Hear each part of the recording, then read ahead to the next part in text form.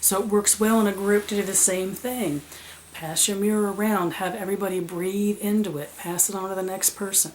Pass around, have one by one, have people place their hand, their palm on it, to place their energy in it. It can be quite a vessel for the containment of energy. There are times at which an individual or a group could also decide they want that energy to stay in that mirror for some purpose. Something set in front of it to charge it. One last thing before I go, and that is I've had questions from those of you who believe that a mirror should be covered, and you are interested in the fact that mine stays on my altar in the dark time of the year. The dark side of the year, I have it on all the time. I don't use my mirror. In fact, another week or two, somewhere between Imbolc and Ostara, I will put my mirror away. And I work just with my crystal ball until about September, then I have the urge to bring it back out again for the dark time of the year. Question I've gotten from many of you is, you don't cover it. Everything I've read, and in fact everything I've experienced, says you must cover your mirror, that it's an open portal. I hope by the way I've explained what it is to me, and the way the moon is captured, and the way that it is blessed, stamped in a way by me, by my personal energy, and the way it is grounded, that it is uncovered on my altar. It is simply the mirror that I have made. Once it is blessed with the elixir, with my saliva, if that's what I'm choosing to do that night, once I have marked it, it has become the witch's mirror. I don't mean that sitting there right now, it is nothing more than a decoration. It is a spiritual inspiration and a working tool to me.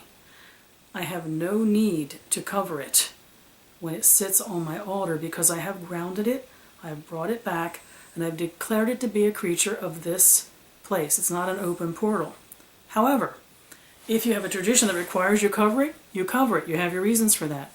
If you have any doubt, any niggling feeling when you work with your mirror that it's not so completely grounded, by all means cover it if that matters to you. I think I did cover, I'm pretty sure I did cover my mirror when I first started working on this particular one. And then I realized I didn't need it. It didn't need it.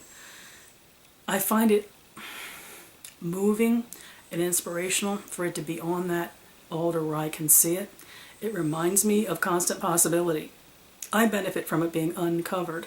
It is inactive in every way as it sits there.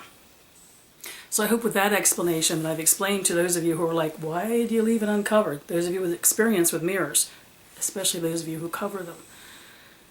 It's my habit. It's how I have opened it and closed it as a portal, that it can sit just fine. And in fact, I welcome it to be on my altar without cover. In that sense, I don't treat it like I treat Sophia, my crystal ball.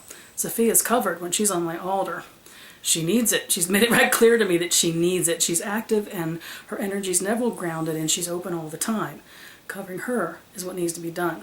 However, grounding my mirror completely, it is devoid of energy until I decide to make it a portal again. She is at ease. She is at rest. There is no energy. She is not a condenser once I declare she is not. If you have questions on use of the mirror, please feel free to leave a comment or to email me. This is why it took a while to do this one. It wasn't a simple thing. Having a mirror, I encourage you all to find a piece of glass that will work for you, to work with it and see what it can be for you. If nothing else, it can be a tool of peace, of calm, that feeling of still water. We don't have to have high expectations of what it will be.